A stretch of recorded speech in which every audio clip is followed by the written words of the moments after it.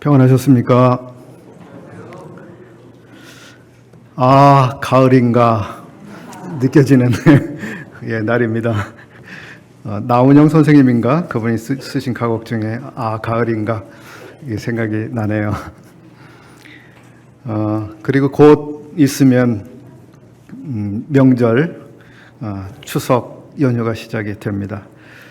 명절을 맞으면 우리 믿음의 가정들이 많이 기억하고 부르는 찬송이 있죠. 사철의 봄바람 불어있고 하나님 아버지 모셨으니 믿음의 반석도 든든하다. 우리 집 즐거운 동산이라. 고마워라 임마누엘 주 예수만 섬기는 우리 집. 이런 가사로 되어 있는 찬송이죠.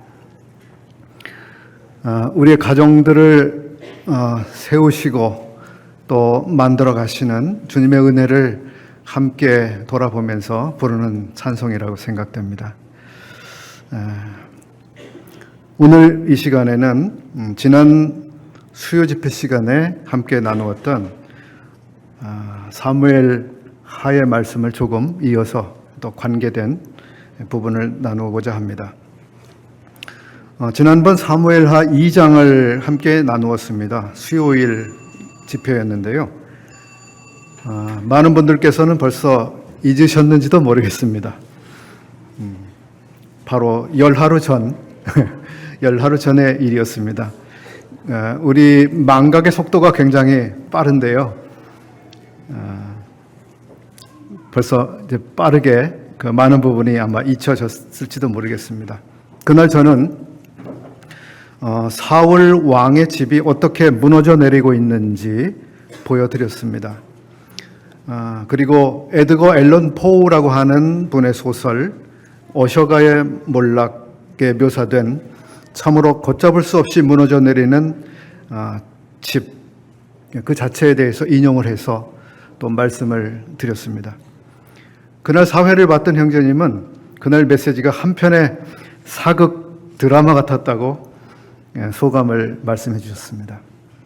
오늘도 편하게 드라마를 시청하시는 것처럼 편하게 들어주시면 좋을 것 같습니다.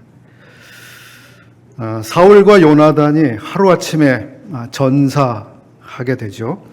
또 사울의 군대 장관이었던 아브넬이라고 하는 사람이 자기의 주군이 전사하게 되자 야심을 품고 사울에게 남아있던 아들 이스보셋을 앞세워서 왕국을 갑자기 수립합니다.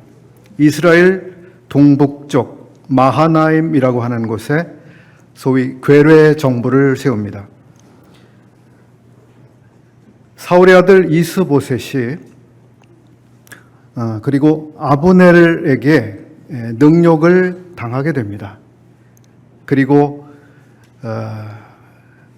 결국 이스보셋은 다른 군대 장교들에 의해서 암살당하게 됨으로써 이스라엘 민족 전체 가운데 사울 가문이 완전히 이제 장악력을 잃어버리고 모든 지역에 대한 통치력이 다윗에게 돌아가는 이런 모습을 우리가 볼 수 있습니다. 그런 가운데 사울의 손자 가운데 요나단의 아들, 아주 유명한 분이죠. 한 사람이 주목받는 사울 가문의 후손으로 기록이 되고 있지만 사람 구실이 어려운 상태라는 점을 사무엘서를 기록한 기록자는 써놓고 있습니다. 즉 사울 가문은 이제 완전히 엎어져 다시 일어날 가망이 없는 상태임을 보여주려고 했던 것 같습니다. 그 사람 무비보셋은 자기 아버지가 죽던 날 유모가 품에 품고 피난을 하다가 그만 떨어뜨려 버리게 됩니다. 불의의 사고였죠. 그날 이후 다리를 정상적으로 쓰지 못하는 장애인이 되고 맙니다. 한쪽 다리뿐 아니라 양쪽 다리를 다 절뚝거리는 사람이 되죠. 그때 그의 나이가 몇 살이었죠? 5살이라고 기록되고 있습니다. 아주 어린 나이였습니다. 아마도 그는 자기 작은 아버지, 즉 삼촌이었던 이스보셋이 하루아침에 갑자기 또 왕이 되어서 다스리고 있는 그 나라의 도시, 즉 마하나임에서 몇 년을 같이 있었을 것입니다.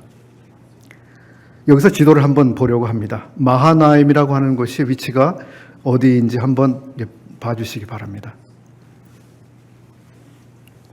어디쯤 있습니까? 마하나임이? 요단강을 중심으로 해서 오른쪽으로 해서 위쪽에 위치하고 있습니다. 그 마하나임이라고 하는 것은 다윗이 지금 왕으로 통치하고 있는, 즉 유다 그 왕으로 통치하고 있는 헤브론에서 상당한 거리를 가지고 있습니다. 그리고 마하나임은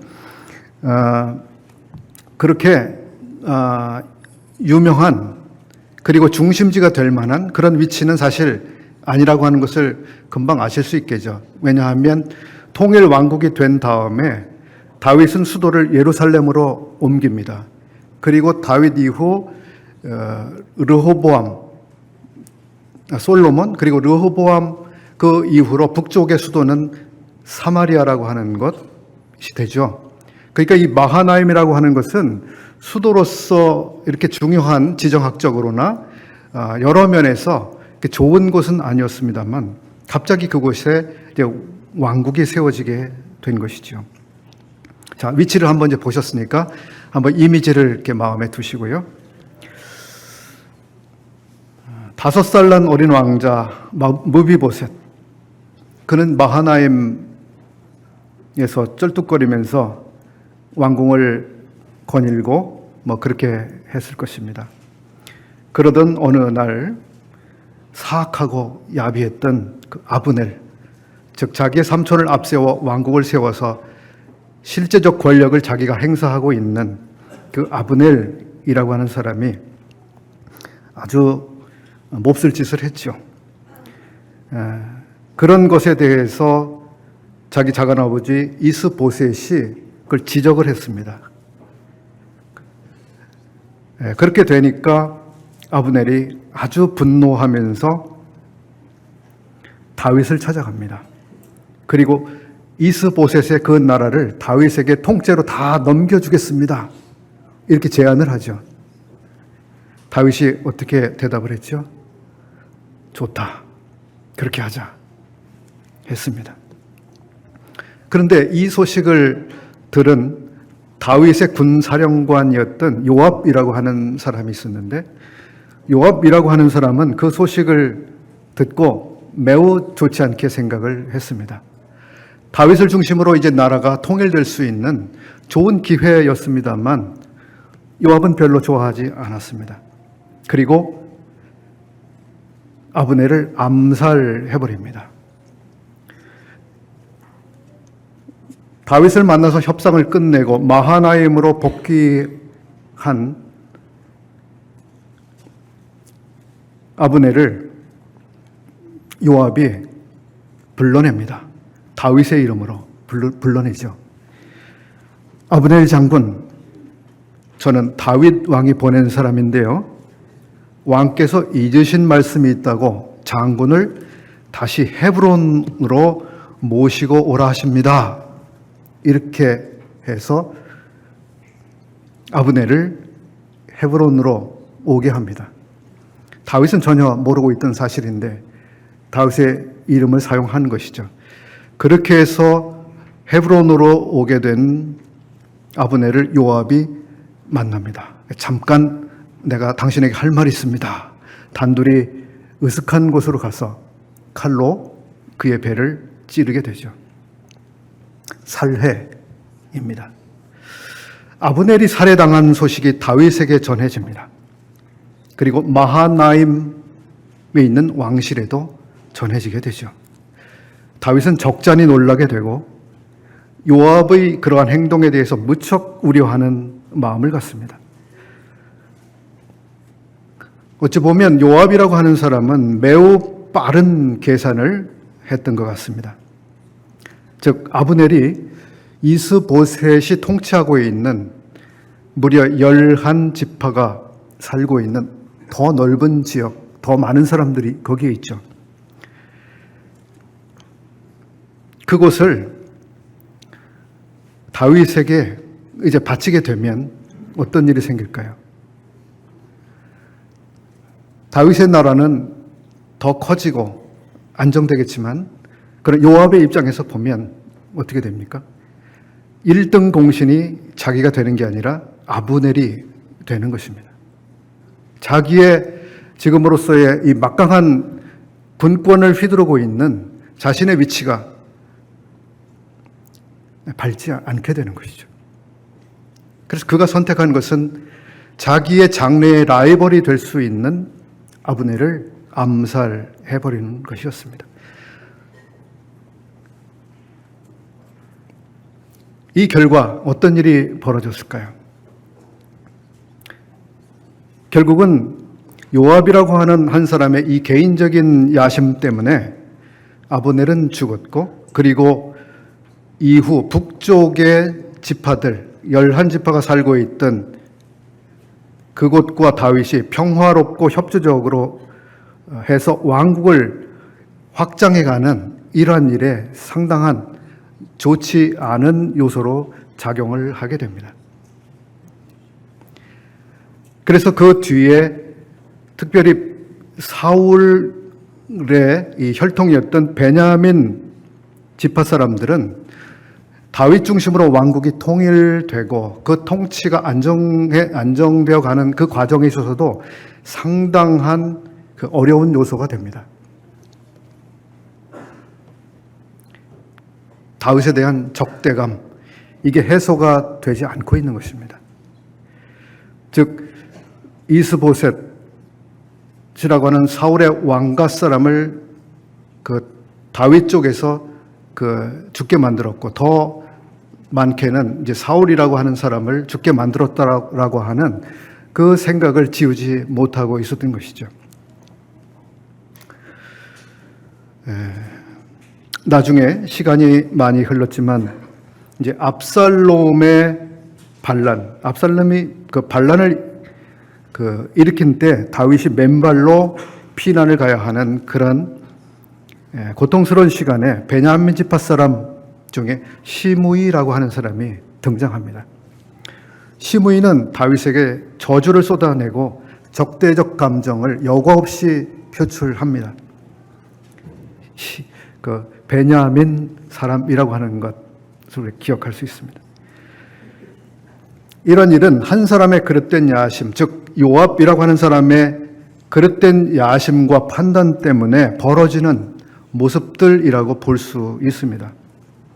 하나님의 나라, 그리고 교회에서 한 사람의 욕심이 전체의 화평을 어떻게 훼손할 수 있으며, 그리고 사람들에게 쓴 뿌리를 남겨놓을 수 있는지 생각해 볼 수 있는 대목입니다.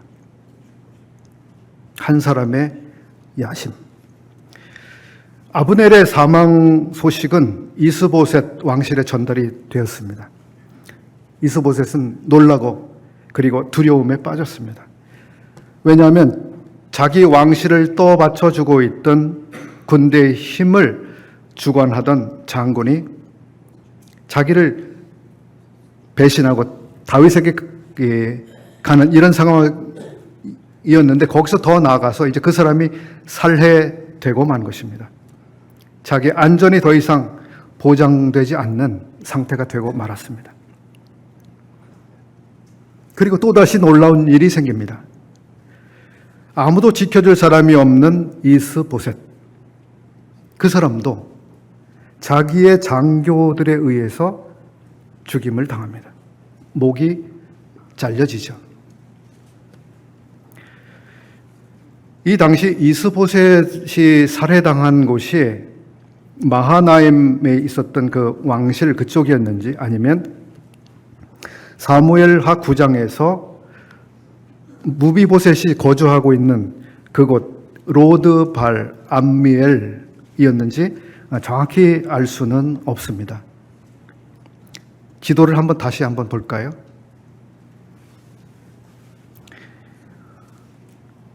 마하나임이라고 하는 곳하고 로드발 암미엘이라고 하는 곳은 거리 차이가 조금 있죠. 아마 그 몇 킬로가 될지 정확히 모르겠습니다만 꽤 거리가 떨어져 있는 또 다른 북쪽 지역입니다.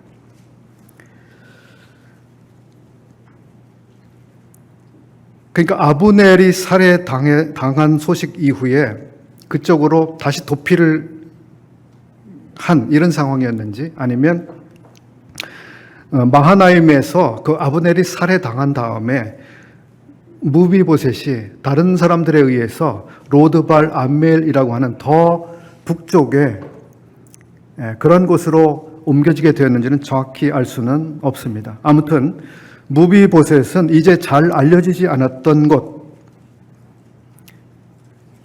성경에서 이 로드발 암멜이라고 하는 이곳은 사무엘하 여기에만 기록되고 있는 곳입니다.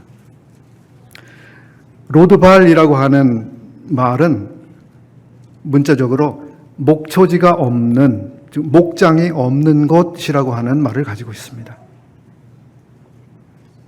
아주 산골, 골짜기, 양들을 치기 어려운 그러한 환경, 그런 곳입니다.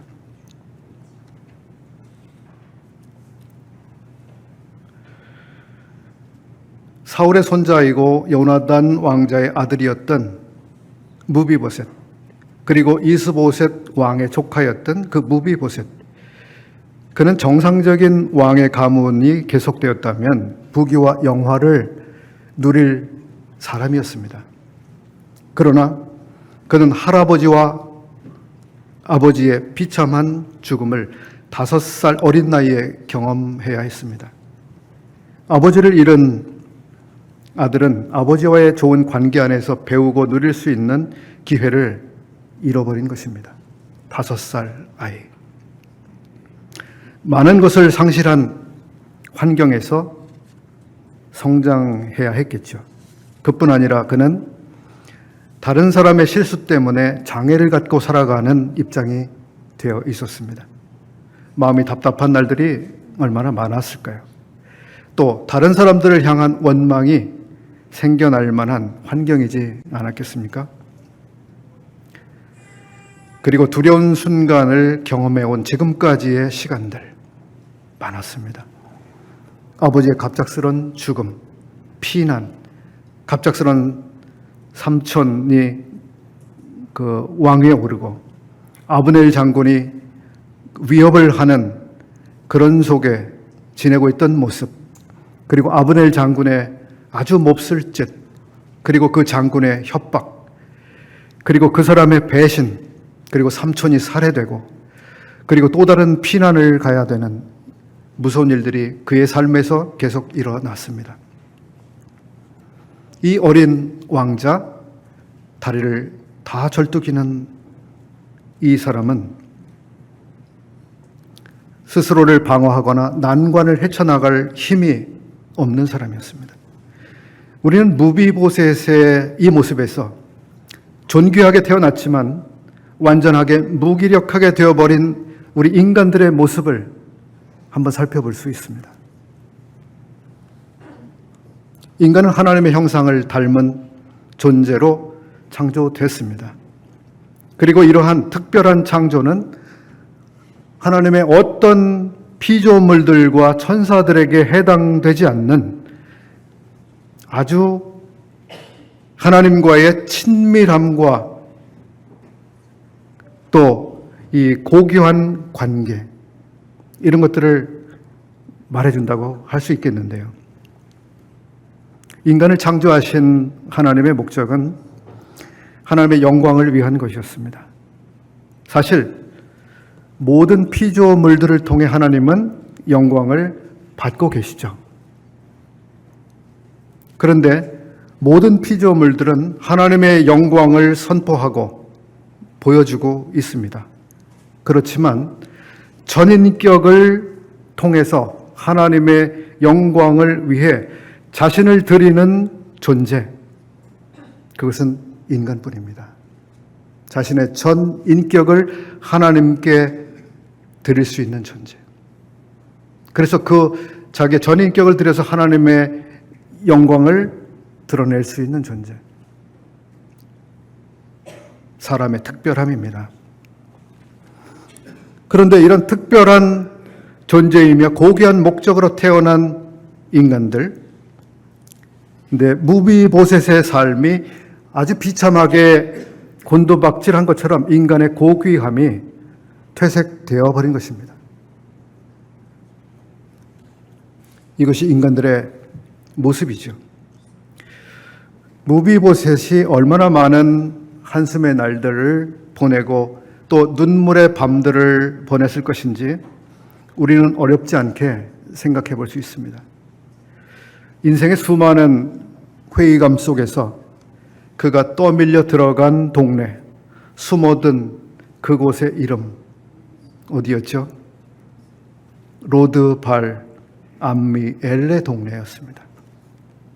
성경을 한번 찾아보겠습니다. 사무엘하 9장 3절을 보겠습니다. 사무엘하 9장 3절. 왕이 이르되 사울의 집에 아직도 남은 사람이 없느냐? 내가 그 사람에게 하나님의 은총을 베풀고자 하노라 하니 시바가 왕께 아뢰되 요나단의 아들 하나가 있는데 다리를 저는 자니이다 하니라. 왕이 그에게 말하되 그가 어디 있느냐 하니 시바가 왕께 아뢰되 로드발 암미엘의 아들 마길의 집에 있나이다 하니라. 이때 다윗은 헤브론에서 예루살렘으로 올라와 있었습니다. 즉 통치를 예루살렘에서 하고 있는 시기였습니다. 이때는 다윗이 12지파 전체를 다스리는 왕으로 백성들에게 받아들여진 때였습니다. 그리고 블레셋, 모압, 암몬 같은 인접국들은 다윗에게 제압되고 왕국이 안정되어 가고 있는 시기였습니다. 이때 다윗의 마음에 요나단과 약속했던 일이 생각났습니다. 그래서 사울이 통치했던 당시 사울의 보좌관이었다고 할 수 있는 시바를 불렀습니다. 그리고 사울의 남은 가족에 대해서 물어봅니다. 그리고 무비보셋의 존재에 대해서 알게 된 다윗은 종들을 시켜서 그를 예루살렘으로 데려오게 합니다. 이 당시 무비보셋은 결혼한 사람이었습니다. 아들이 하나 있다고 9장 12절은 기록하고 있습니다. 언제 어떻게 결혼까지 했고 아기를 낳았는지 모르겠습니다만 시간이 그만큼 갔습니다. 아들과 함께 은둔해 살고 있는 모처럼의 풍파 없는 시기, 무비보셋이 그 시기를 살고 있었습니다. 그런데 느닷없이 다윗의 종들이 그 시골 구석까지 찾아와 자신을 예루살렘에 데려가려 한다고 하는 이야기를 했습니다. 여러분이 그 당사자였다면 어떠셨을까요? 반가우셨을까요? 기대하셨을까요? 무비보셋은 상당히 놀랐을 것입니다. 두려웠을 겁니다. 왜냐하면 자기 삼촌 이스보셋이 다윗이 부른다는 말에 갔다가 요압에게 살해를 당한 전례도 있었지 않습니까? 자기가 살아온 삶의 세월 동안 얼마나 무서운 일들이 많았습니까? 믿을 만한 사람이 과연 있을까? 아마 그런 게 그 사람에게 형성되어 있었을 것 같습니다. 자신을 찾는다는 이야기를 듣고 원수의 가문에 남아있는 자신을 찾아내 이제 벌을 주려 한다는 생각이 들었겠죠.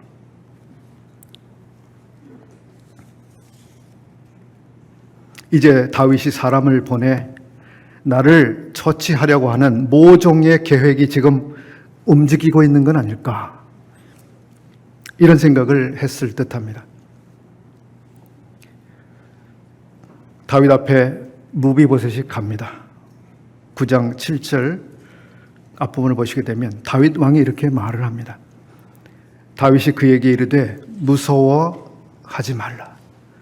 무서워하지 말라. 무비보셋이 얼마나 무서워하고 두려워하고 있었는지. 이후 이야기는 우리가 잘 알고 있는 내용들이고요. 다윗이 무비보셋에게 엄청난 은혜를 베풉니다. 왕실의 식탁, 특히 왕의 식탁에 그가 날마다 함께하는 사람이 되고 그의 조부였던 사울 왕의 토지를 전부 무비보셋에게 돌려줍니다. 오늘은 다윗이 무비보셋에게 베푼 이 긍휼과 은혜, 이 부분을 깊이 살펴보는 대신 좀 다른 방향에서 생각을 해보려고 합니다. 무비보셋에게 베풀어진 하나님의 은총에 대해서는 나중에 이제 수요 집회 순서의 9장을 공부하게 될 때 어느 분이 잘 살펴주시리라고 생각을 하고요. 저는 무비보셋이 다윗 왕 앞에 와서 은혜를 입게 된 이 내용 대신에 그가 여기에 오기 전 살고 있었던 은둔지 마을에 대해 조금 더 살펴보려고 합니다. 앞에서도 말씀을 드렸지만 무비보셋의 삶은 굴곡이 많은 여정이었습니다. 난리를 피해서 이제 어느 시골 마을로 들어가 살고 있었습니다. 그가 피신해서 조용히 삶을 이어가고 있던 그곳 로드발 암미엘이라는 요단 동쪽 그리고 북쪽의 마을. 그곳이 어떤 곳인가요? 그곳은 므낫세 반 지파에게 모세가 기업으로 준 땅이었습니다. 요단의 동쪽이었죠. 그 요단의 동쪽의 아주 넓은 지역을 두 지파 반에게 먼저 분배를 요청해서 분배를 해준 과거의 일이 있었습니다. 그 지역이 지금 그곳입니다. 요단 동쪽의 넓은 지역. 그때 그 두 지파가 왜 그쪽 땅을 모세에게 우리에게 달라고 요청했냐 하면 그 지역이 굉장히 좋았습니다. 우리에게 가축은 많고 이 가축을 치기에 너무 좋은 지역.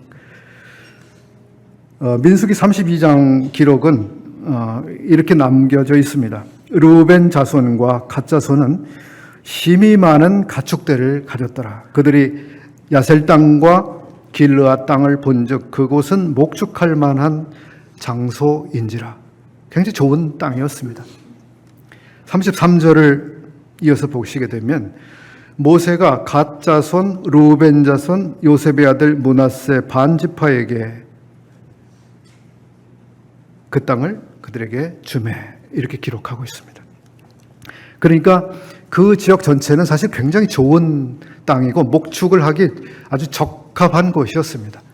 그런데 지금 로드발 암멜이라고 하는 것은 그 넓은 좋은 지역 가운데 특별히 좋지 않은 그런 지역이었습니다. 척박한 곳.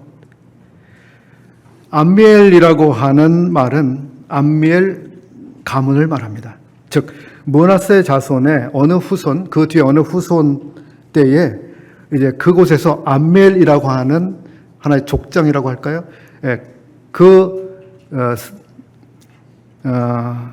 시족 사람들이 거주하고 있던 그런 곳이죠. 집성촌.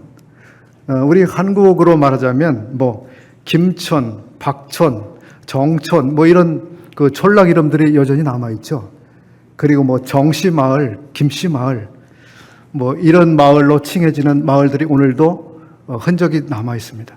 여기 암미엘이라고 하는 곳은 암미엘의 가문이 함께 모여 살고 있는 일정 지역을 말하고 있습니다. 그리고 무비보셋이 살았던 집은 그 마을의 마길이라고 하는 사람의 집이었습니다.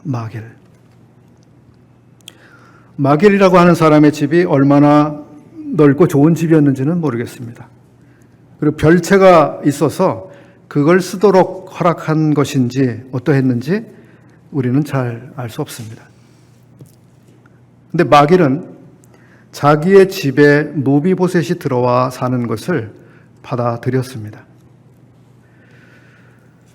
전국이 복잡하고 어지러운 시기에 매우 정치적인 인물을 자기 집에 들어와 살게 한다는 것, 지금도 그렇습니다만 아주 예민한 문제가 될 수 있습니다.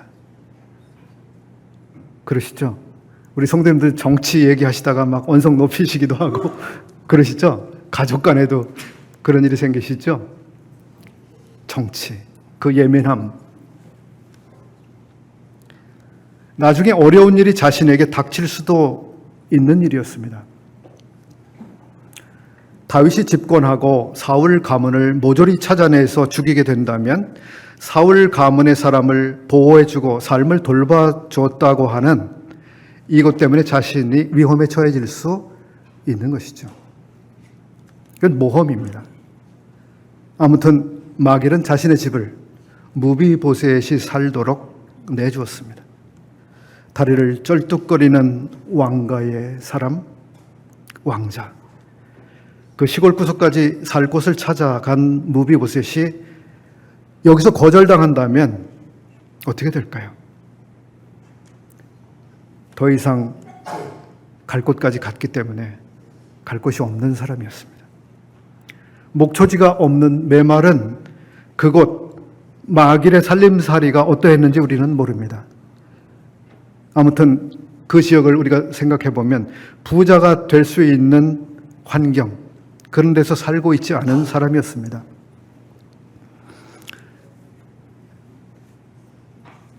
그러나 마길은 자신의 집을 열고 불행스러운 삶으로 다리를 절뚝거리며 여기까지 온 사람을 받아들인 것입니다. 몸은 성치 않았고 노동도 할 수 없는 사람, 마음에 쌓여있는 슬픔과 외로움은 그를 굉장히 힘들게 했겠죠. 왜 내 삶은 늘 이래야만 할까? 왜 여호와께서는 나에게 이런 힘든 삶을 살게 하시는 걸까? 왜 나에게는 믿을 수 있는 사람이 없고 항상 기회주의자들과 배신자들로 내 주변에 있게 하시는 걸까?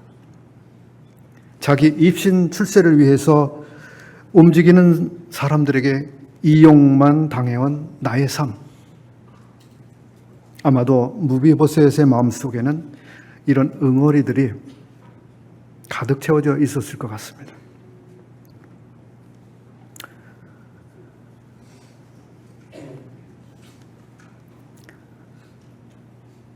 자신이 여기까지 오게 되었을 때 자신의 삼촌 이스보셋이 하루아침에 자기의 장수들에게 목이 잘려서 죽게 된 그 사실 앞에서 지금 도망해서 아주 이 먼 북쪽까지 지금 왔습니다. 그런데 여전히 불안합니다. 자기도. 언젠가 사울 왕가에 남은 사람 자신도 현상금이 걸려서 처치하려고 하는 사람에게 보수가 약속된다면 언제 사냥꾼이 자기를 찾아올지 모르는 불안한 매일, 아마 이게 계속 됐을 것입니다. 무비보셋이라고 하는 한 개인을 생각해 본다면 얼마나 고단하고 슬픈 일이 많은 사람이었는지, 아마 마길은 무비보셋의 그런 깊은 마음을 헤아렸던 사람인 것 같습니다. 무비보셋의 마음이 얼마나 어두운, 힘든, 굴곡진, 괴로운, 아픈 것들로 쌓여 있는지, 치유되어야 할 것들이 그 마음에 얼마나 가득한지 마길은 아마 생각했을 겁니다. 이 가련하고 외로운 돌봐줄 사람이 필요한 이 사람을 누가 돌봐줘야 할 것인가? 자기 집에 받아들였습니다.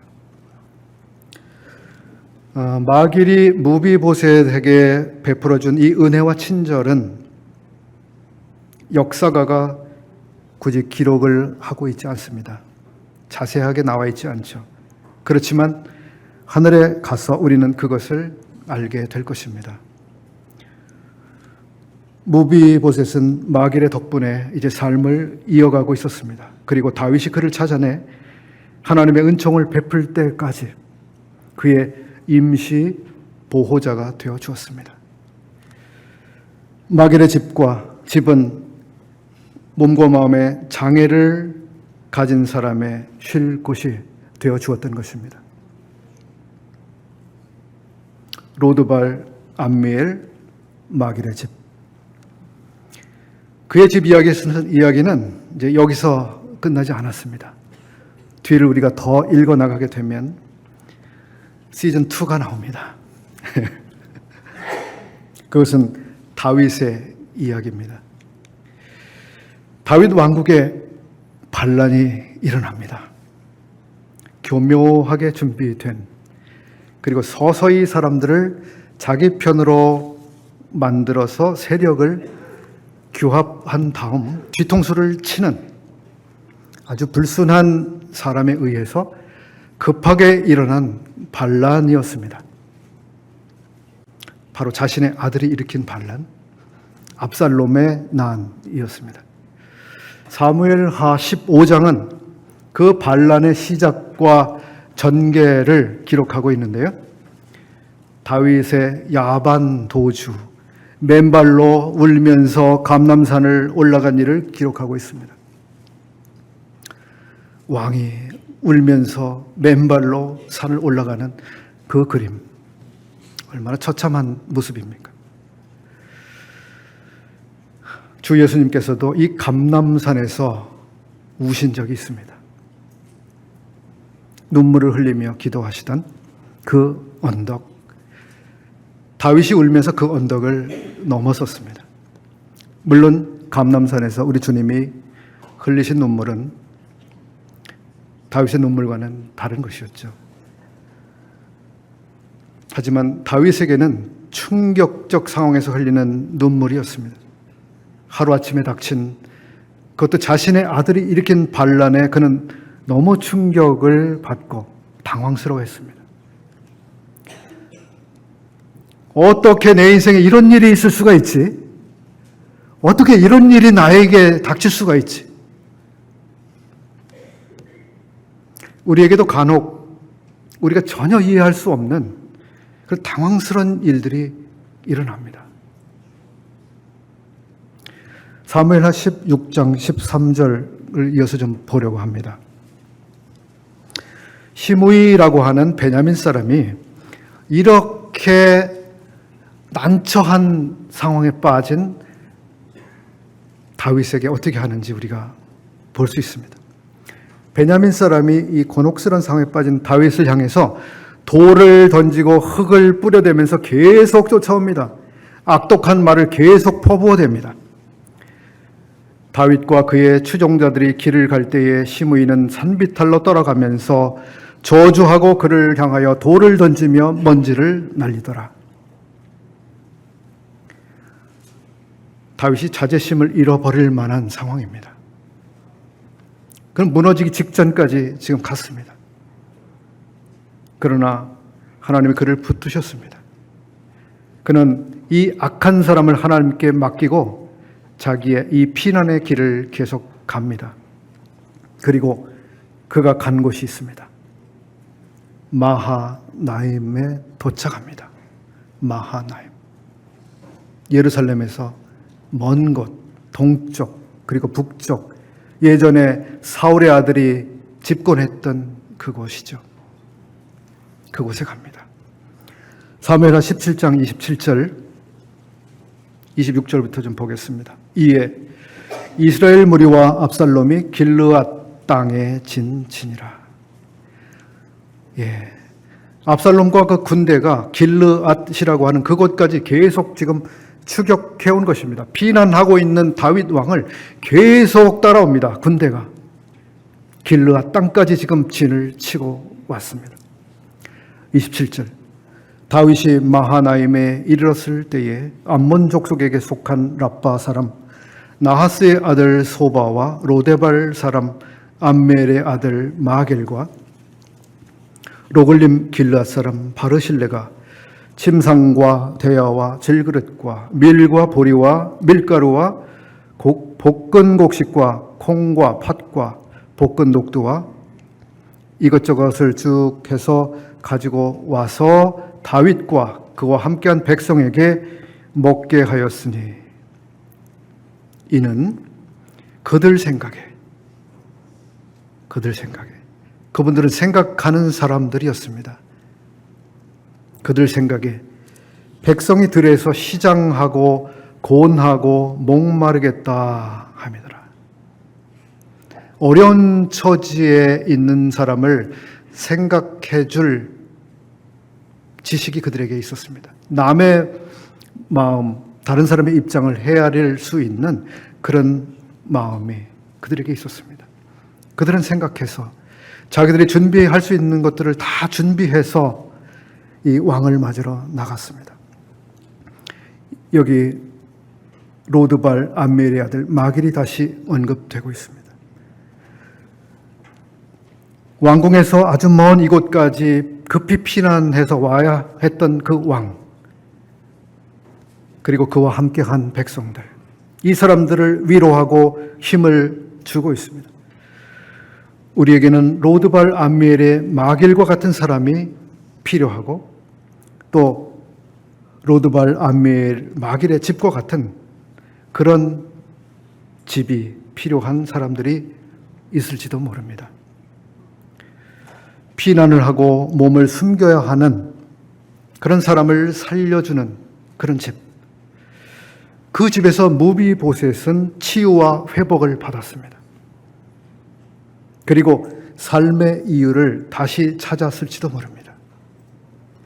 그리고 지금 시간이 5년, 10년이 흐른 다음 곤경에 처한 다윗도 큰 위로와 힘을 얻고 있습니다. 아주 노인이 되었을 때 무비보셋은 자기의 지난 날을 보낸 마길의 집을 많이 추억했는지도 모릅니다. 그리고 마길의 안부를 또 물어보곤 했겠죠. 마길은 잘 있느냐? 마길의 집은 어떠하냐? 내가 옛날 거기에 있었지. 그랬을 것 같습니다. 성경에서 우리는 여러 종류의 집을 볼 수 있습니다. 다윗의 집도 있고 아비나답의 집도 있고 오벳 에돔의 집도 있습니다. 베다니 문둥이 시몬의 집도 있습니다. 사르밧 과부의 집도 있습니다. 가죽 무두질을 하는 시몬의 집도 있었습니다. 베드로가 욥바에 갔을 때 그 집에서 묵고 있었죠.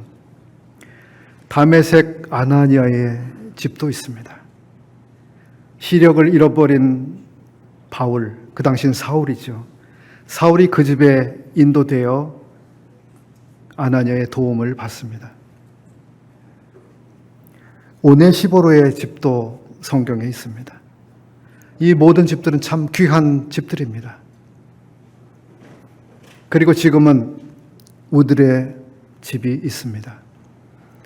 우리들이 살고 있는 집, 우리들이 함께 살고 있는 이 가족이라고 하는 집이 있습니다. 여러분들은 여러분들의 집을 어떻게 갖고 가고 계십니까? 어떤 집이 되기를 바라고 갖고 가고 계십니까? 어떤 집이 되기를 원하십니까? 어떻게 사용되는 집이 되기를 바라고 계십니까? 저는 우리 교회 가운데 계속 집을 지어가시는 주님의 손길들을 보고 있습니다. 새로운 가정들을 주님이 세워 가시는 그 아름다운 모습, 결혼을 통해서 가정들이 시작되는 그런 모습, 그리고 주님께서 집들을 갖고 가시는 그런 모습, 성도들의 가정을 사용하시는 모습들도 봅니다. 예전보다는 많이 드물어졌습니다만 아직도 우리 성도님들께서 언제든 성도들이 오시는 것을 문을 열고 환영하시는 그런 집들이 있습니다. 청년들이 언제든 가서 찾았을 때 맞아주고 교제할 장소를 제공해주는 그런 섬기는 집들이 여전히 우리들 가운데 있습니다. 저의 두 딸들이 청년들입니다. 수시로 누구누구의 집을 찾아갑니다. 그리고 밤이 깊도록 교제하고 들어오는 일들이 참 많이 있습니다. 이 아이들이 민폐를 끼치는 건 아닐까? 저는 아버지로서 그런 염려도 있습니다만 참 고마운 생각이 드는 것입니다. 이 아이들을 참 이렇게 맞아주고 교제할 수 있게 해주는 집들이 여전히 있구나. 그리고 우리 성도님들 가정 가운데서는 복음을 위해서 모든 가족들이 주님 앞에 드리는 그런 집도 우리들 가운데 있습니다. 얼마나 아름다운 집들인지 모릅니다. 우리 성도님들 가운데 생활해야 되는 집을 구해주는 그런 집도 있습니다. 부동산을 중개하시는 거죠. 성도에게 어떤 집이 좋을까? 이 성도에게는 어느 위치에 어떤 집이 적당할까? 이 집을 소개해주면 좋을까? 저 집이 좋을까? 고심하시면서 그런 집을 찾아서 소개해주는 그런 가정이 있으시죠? 별것 아닌 것일지도 모르지만 참 큰일 아니겠습니까? 이 성도의 가정이 살아갈 공간, 그 집을 마련하는 일에 마음을 써주시는 거죠. 그리고 성도들이 그런 집에 들어가 살게 되는 것이죠. 또 우리 성도님들 중에는 집을 수리해 주시는 그런 분들도 있습니다.